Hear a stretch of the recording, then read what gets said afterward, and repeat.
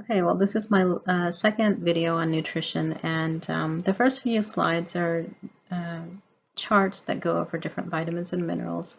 And if you're a student that needs to learn those, then put it on pause and then kind of take your time to read over it. Otherwise, certainly it provides some good information. And then the next series of slides is going to be looking at food labels for different fruits and vegetables mainly. And even I learned some new information looking through this. So I think this is presented in an interesting way, so hopefully you enjoy it. Okay, so hopefully you've already seen the previous video, the Nutrition 1 video, because otherwise this is just going to be a kind of a quick review of a few things before we move on.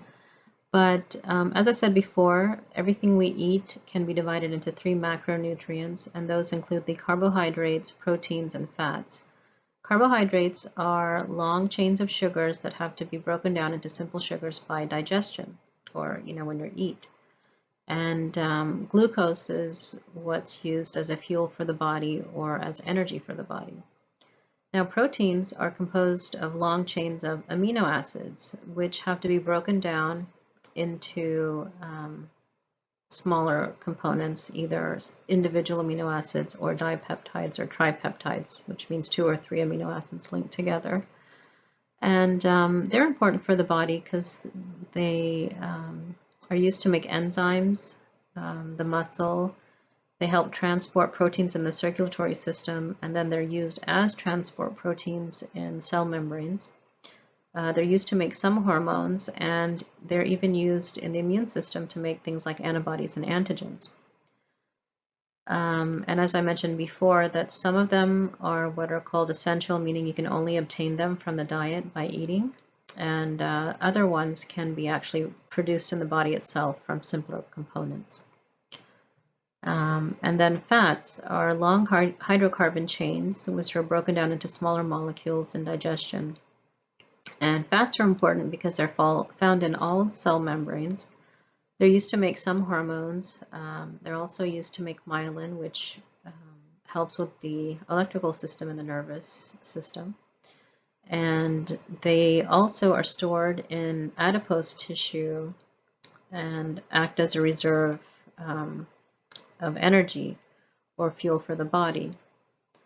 In times of starvation, if you don't have, or if you haven't eaten enough and you don't have carbs and protein available, you can break down the fats, and then those can go into the cycle that would normally use sugar for your energy.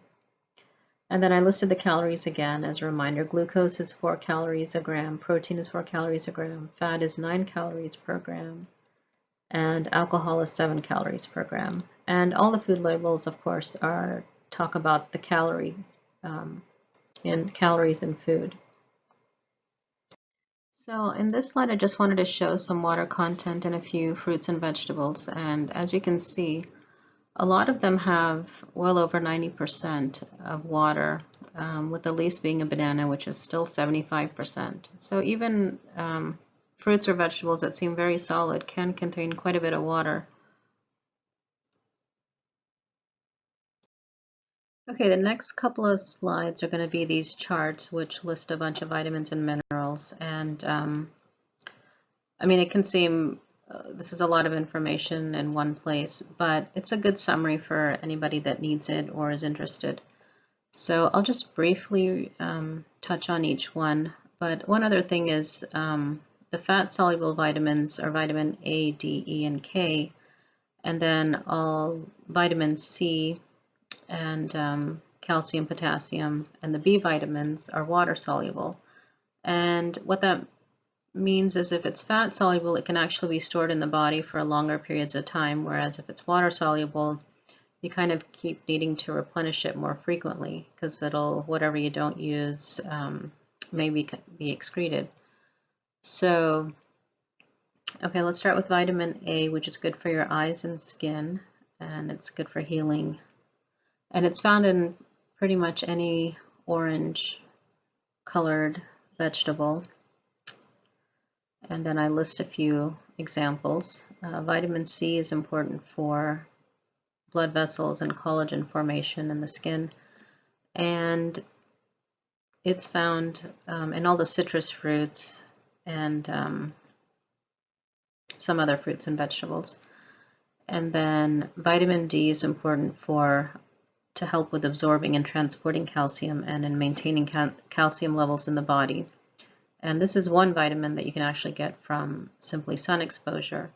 But if you need to add it to the diet, it's also found as a supplement in milk, and then it's found in some fish. And vitamin E acts as or prevents the damage by free radicals, and it's good in the immune system and important in blood vessels. And I list a few examples of foods that have vitamin E. And then vitamin K is important for blood clotting, and this is found in the green leafy vegetables. And then for healthy bones and teeth, of course, you need calcium. In addition, it's important for nerve impulses and muscle contraction. And I list the foods. Dairy products, of course, are typically high in calcium. And then potassium is important for muscle strength and contraction. It's also important for kind of water regulation in the cell and then in blood pressure. And then list some of the various fruits and vegetables you can find it in. And then in the last column, I listed some of the deficiencies that can, some of the symptoms or diseases that can occur with deficiency of these vitamins. And so with vitamin A, you can have poor night vision and dry skin. For vitamin C, it's poor wound healing, bleeding gums, and when it becomes severe, it's called scurvy, which is what happened to sailors when they were crossing the Atlantic without a diet of fruits and vegetables, and this is how that was discovered. Vitamin D causes what's called rickets or osteomalacia and severe deficiency. Typically that doesn't happen as much in developed countries. And vitamin E is important, or you can have anemia or GI symptoms and prolonged clotting times. So, I mean, that's related to the clotting factors in the blood. And then vitamin K again is important for your clotting factors, so you can have some bleeding disorders with this if there's a deficiency. And calcium, you can have muscle spasms and osteomalacia, which is soft bones, and extreme cases rickets. And then as you're an older adult, you start losing calcium.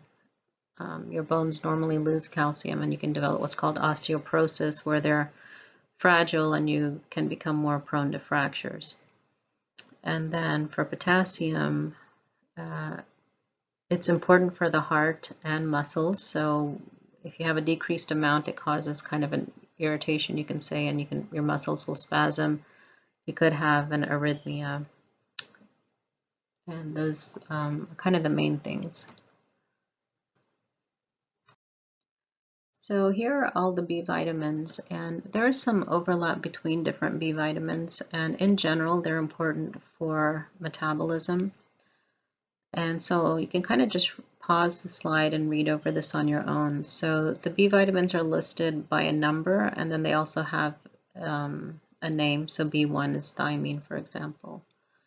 And they can be found in a variety of fruits and vegetables. Sometimes certain ones you may need are found more in meat, for example, like niacin. And the other thing is that's important to prevent anemia, you need B12 and folate. So these are really important for your red blood cells. And so other than that, I think I'll just kind of let you read these on your own. So important for metabolism, DNA production, things like neurotransmitters. So if you have a lack of them, they generally cause neurological type symptoms. And then, as I said, B12 and folate can cause an anemia. And then for niacin, and also B2 riboflavin is important for the skin, so you can kind of have an inflammation in the skin or dermatitis. And then angular cheilitis is just kind of a dryness at the corner of the mouth that can cause some cracking. So again, I would just suggest you put it on pause and kind of read through this. Okay, so the last chart is on some electrolytes and elements. So iron is important for hemoglobin. It actually carries oxygen to the cells, and without it, you would become anemic, which can lead to extreme fatigue. And in general, it's found in meats. However, you can also get iron in spinach, fortified cereals, protein bars, nuts. And magnesium is important for protecting against arrhythmias, keeping the blood pressure lower, and a component of bones. And without it, you may have some accelerated heart rate or arrhythmias and muscle spasms and some sleep disturbances. And it can be found in a variety of foods. I listed a few here. And then sodium is very important for fluid balance. Now, sodium is part of table salt, the sodium chloride, and basically water follows where sodium is. So it's important regulation so that you keep the water where it needs to be within your cells or within your vasculature. So it's also important in muscle contraction and nerve conduction. And typically it's found in, it's an additive in many prepared foods. And then without enough or too much, you can have a fluid disturbance, and then things like dehydration, confusion, low blood pressure. And let's see, phosphorus is important for bone mineralization, and it's very important in ATP production, which is the energy that your body produces. And then it's important in acid-base balance. It's a component that's needed in DNA. It's part of your cell membrane in the form of phospholipids. So phosphorus is very important. And without it, you may feel some fatigue, irritability, bone pain, and weakness. It's found in dairy products, meats, eggs, and some fruits and vegetables. Okay, so here we're going to start on the food labels. Now, I like this one in particular because I wanted to point out something that you need to notice is here it has olives and it says there's a total of 30 calories. And then you look at the avocado and it says 322 calories. So you're like, oh, that's 10 times more. But don't forget, it's important to look at the serving size. Here, the serving size for the olives is 5 olives, which is about 15 grams. Whereas for the avocado, they're giving the nutrition value for the whole avocado, which is 201 grams. So, that's what accounts for the difference in calories. So make sure you pay attention that if you're comparing two different foods, that you're looking at the serving size as well as the calories. And in general, these are two that actually have fat. Most other fruits and vegetables will not have any fat whatsoever. And then in the case of olives, because it's preserved in sodium, like in a fluid that contains sodium, so there's quite a bit of sodium in this as well. And then for avocado, you do actually get some other vitamins and minerals. So there's a good amount of vitamin C, and there's a little bit of iron, calcium, vitamin A, and 4 grams of protein. And for olives, there's no protein, and it doesn't really list there's no significant source of other vitamins and minerals. But this does have the good fat, so just wanted to point out the serving size is important as well as the total number of calories.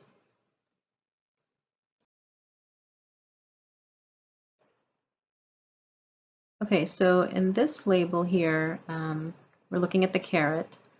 And if you look at the nutrition label, they're talking about a carrot that's 7 inches long and it's 30 calories. And then it doesn't have any fats, and there are 7 grams of carb, and you get a little bit of fiber and some sugar and a tiny bit of protein. But carrots are really good because they have a lot of vitamin A, 110%, vitamin C, it has a little bit of calcium and iron. So if you look at the general food label, these are pretty much the only nutrients or vitamins and minerals they really talk about. However, you get trace small amounts of all these other things that are listed here. So, you know, you're going to get some quantity of all these B vitamins and some quantity of calcium and potassium and sodium and all that. So you are getting a little bit of everything. So usually you don't just eat a carrot, you're going to be eating multiple things in a meal. So all of this, you know, will add up if you eat a nutritious diet.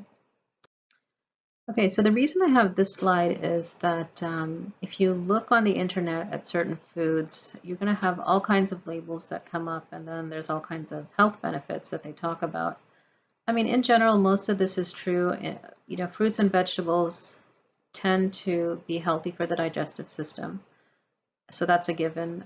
Some things like carrots are supposed to, you know, are good for the eyes, which is true.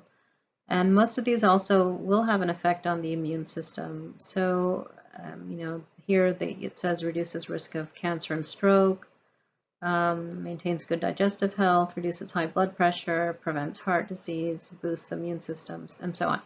So they kind of do have a good effect on all of the systems. I mean, sometimes some of these labels may be making claims that, you know, how do you quantify it?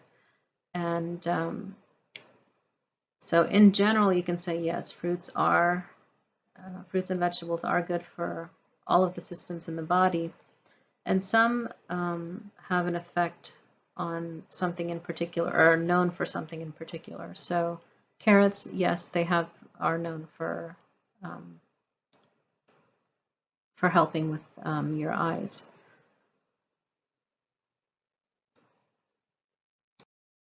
So here are nutrition labels on a large apple and an orange. So again, here, notice that the large apple, they're talking about 242 grams. And then for an orange here, 154 grams. So if you had a larger size orange, it would be about the same number of calories. The other thing to note, which is true of most fruits and vegetables, you know, except for like the previous example of avocado and olives and things like seeds, there's 0 fat and 0 cholesterol, 0 sodium. And apples happen to contain a pretty good amount of potassium, 7%, and this is actually something I didn't really know until I looked at this label. And the total carbs is 34 grams for this size of an apple. And you get some fiber, 5 grams, which is 20%, so that's a pretty good amount. And very little protein, 1 gram, which is going to be true for most fruits and vegetables except for beans. And you have a little bit of these other vitamins. And the orange, on the other hand, has a little more fiber, and then, as probably everybody knows, that oranges have a lot of vitamin C, and this comes in at 130%. So certain fruits and vegetables are known for a specific vitamin that they may have a lot of. So vitamin C in any kind of citrus type fruit, and then vitamin A is high in any kind of orange colored fruit, I mean except oranges actually. So like sweet potatoes, carrots, and tomatoes even. Okay, so here is kind of a detailed breakdown of the nutrition you can find in a banana. So it has a variety of vitamins and minerals. And again, this particular label happens to list even small amounts of all these other ones like manganese, copper, potassium. Well, actually, bananas are known for potassium, so they have 358 milligrams or 8% of your daily required dose. And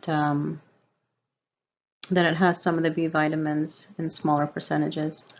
And it has a pretty good amount of B6 actually, 22%, and then it has some vitamin C at 10%. And then the total calories are 89. So there's, as with most of these, it's going to be very little protein, 1 gram. And then here are the total carbs, 22 grams. And quite a bit of a banana, even though it's so solid, is still 74 grams of water.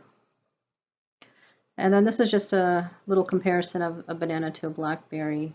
And so you can see there's a lot less sugar in a blackberry, 4.8 grams versus 12 grams. There's less potassium, but that's still a decent amount at 162 grams versus 358. And then fiber, there's more fiber in a blackberry, more vitamin C, there's a little more zinc, there's certainly more calcium, 29 grams versus 29 milligrams versus 5 milligrams. And then there's even some vitamin K and E. In fact, it's 10 times higher. So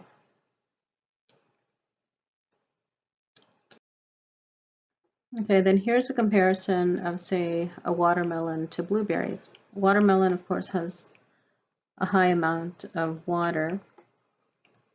This label actually is a little faded, but it has 12 grams of carbs, 1 gram of fiber. And then as far as the serving,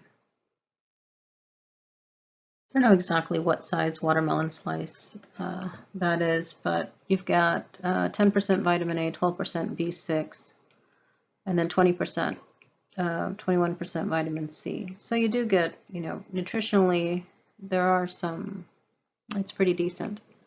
And then blueberries, on the other hand, the serving size here is a cup and it's 84 calories. And it has a pretty good amount of vitamin C at 24%. Vitamin A is very little, calcium and iron is very little. And of course, again, no fat. 4 grams of fiber, which is 14%. So, blueberries are one of those foods that is talked about as a superfood. And if you just look at the nutrition label, yes, it is healthy and you get some vitamin C, but besides that, you'll get small amounts of some of these other vitamins. But what's in blueberries is something that's not on a nutrition label, and it's antioxidants. And so those aren't listed on food labels, and that's what makes some foods kind of the superfoods that they recommend people to eat. So the nutrition label doesn't always tell the whole story about how good some fruits or vegetables might be. So antioxidants, actually, what they do is they help reduce damage to DNA, which in turn can help decrease, say, risk of cancer, for example. So here's a comparison of white potatoes to sweet potatoes. And sweet potatoes have a little more calories, which you would probably guess that they would have, more sugar given that they're sweet.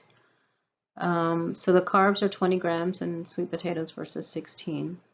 And then fiber is about the same. Sugar is like 4 to 1. And there is more calcium in a sweet potato. There's more sodium. And then potassium, actually a potato has a little more potassium than a sweet potato. And then this is something surprising that I didn't know, that there seems to be a decent amount of vitamin C in potatoes, and I didn't actually know that fact. Usually you think about vitamin C in the citrus fruits, and then has some folate. And then the other thing about sweet potatoes is the amount of vitamin A, so that's what they are known for. As I mentioned previously, any of these vegetables that are kind of orangey, like carrots and sweet potatoes, butternut squash, those are all high in vitamin A. So then if we go to the other label here for the regular potato, it's 110 calories. And again, that might just be because of the size. This is 148 grams.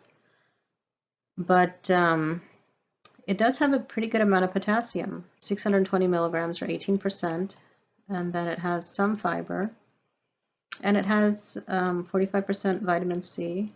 And you've got like some of the B vitamins in here, like thiamine, niacin, folate, and B6 at 10%. So even potatoes have a pretty, are pretty decent nutritionally. They're not just carbohydrates. Okay, so these are kind of all the green, some of the green vegetables. And we've got 3 labels here. The one on the left here is 1 cup of chopped kale. And kale is really a superfood. You've got a lot of vitamin A and you've got a lot of vitamin C. And look at the calories. It's only 34 calories for a cup. And dietary fibers also are relatively small, actually. But you've got some calcium, you've got some B vitamins, you've got some phosphorus, you've got some copper, potassium, and iron at 6%. So really this is like nutritionally very complete. If you need food for calories, like say you exercise a lot, then I mean certainly you'd use this as a supplement in your meal, but you shouldn't be eating just a kale salad because obviously the calories are very low. So this is actually good for someone who's also maybe dieting or trying to lose weight. And then you look at the middle label, this is for spinach. Spinach is another superfood. But if you look at the vitamin A, it's 56%, vitamin C is 14%. So kale certainly beats spinach as far as those 2 vitamins are concerned. It's got a little bit of calcium and some iron, but again, less than what kale has. But spinach is also a great food with relatively low calories. Now, I was surprised on this label. It says 1 cup is only 6 calories. I've seen other labels that have said 20, so I'm not exactly sure about which one is more accurate.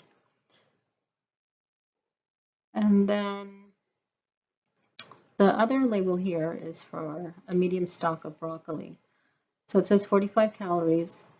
Now with this one, you get a little more carbohydrates, 8 grams, and there's a little more fiber at 3 grams compared to spinach. And the nice thing here is you get more protein actually. So broccoli has 4 grams of protein.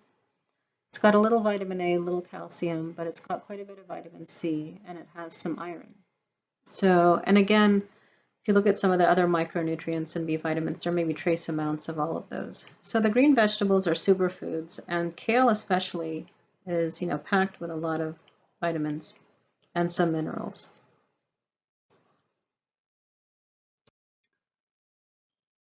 Okay, so here's just another comparison of kale and spinach, and instead of percent of different nutrients, this lists the number of grams or milligrams. And as we saw previously, kale has more vitamin C and it has more vitamin K than spinach. And however, spinach does have more calcium, more iron, and more folate. And I guess vitamin A is pretty much similar. So there are a few things in spinach that are important. So if you're anemic, you have some kind of iron deficiency, then spinach is a pretty good source, besides meat, of course. And then this is just another one of those labels that talks about like the surprising facts of spinach, and it talks about all the systems that it helps. So yes, many fruits and vegetables will directly or indirectly help most of your bodily systems. So it's not that spinach alone prevents cancer. Really, it's just a lot of fruits and vegetables in general can reduce the chance of certain types of cancers. And some of that is, for example, people that get colon cancer. One is if you're eating a lot of processed foods and you tend to be constipated, you have a lot of this sitting in your gut for long periods of time, chances are that there may be chemicals in there that could potentially be cancerous, and or because of the amount of time that it's sitting in your GI tract may lead to a higher incidence of cancer, for example.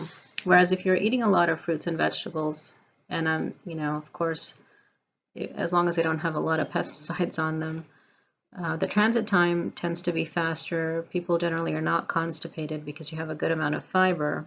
And so, your bowels are moving regularly. And just that fact alone, for example, may reduce your chance of getting colon cancer. So some of these, consequences are indirect, and they may be true of many fruits and vegetables and not specific to one. So most of them make all these claims. And then, of course, some foods are known to help certain organs. Carrots was a previous example that it is important for night vision, the vitamin A. But you can get vitamin A from other things. So, so just kind of take that for what it is, that in general, fruits and vegetables are healthy for you. So I thought this was a really good chart because this compares starches or carbohydrates in different fruits, vegetables, and even in rice and pasta. So if you look at the total carbohydrate count, they're fairly similar, a little bit more in the potato and banana. And as far as fiber, it's the apple, which is probably not surprising. And but here's something that a lot of people may not know, that potato actually contains a pretty good amount of vitamin C, followed by banana, then apple, and then brown rice and pasta don't have any. And then for potassium, potato also is number one here at 620 milligrams, then followed by a banana. And then if you compare calories, all of these have a similar number of calories per serving. So if you were thinking of eating pasta, brown rice, or a potato, I mean, nobody's going to eat a potato every day, but potatoes are not too bad because you're getting some vitamins and minerals in addition to about the same number of calories. Now, this doesn't take into account if you add butter or cheese or other toppings on it. So I think this is just a good reference chart.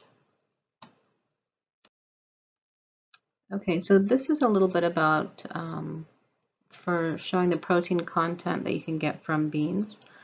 And this is something I do eat, is red lentils. And if you look at the protein content, it's 13 grams for a quarter cup. And in addition, this has a pretty good amount of potassium and a good amount of fiber. And then it also has other vitamins and minerals from this panel. You can see there's some iron, phosphorus, zinc, magnesium, folate, calcium.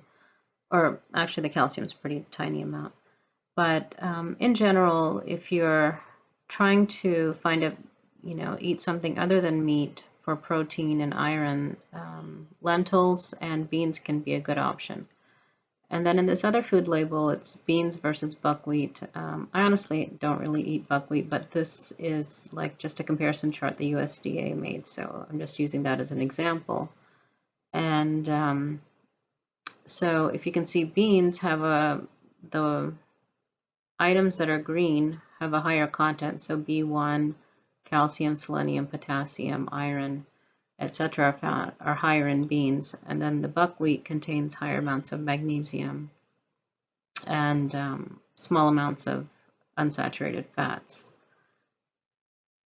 And it's not to say that they don't contain any, because they still do have a little bit of potassium, although pretty small amount, and even iron, 2.2 milligrams versus 5 milligrams in the beans. So beans and lentils are a good source of iron and protein, as well as some other vitamins and minerals.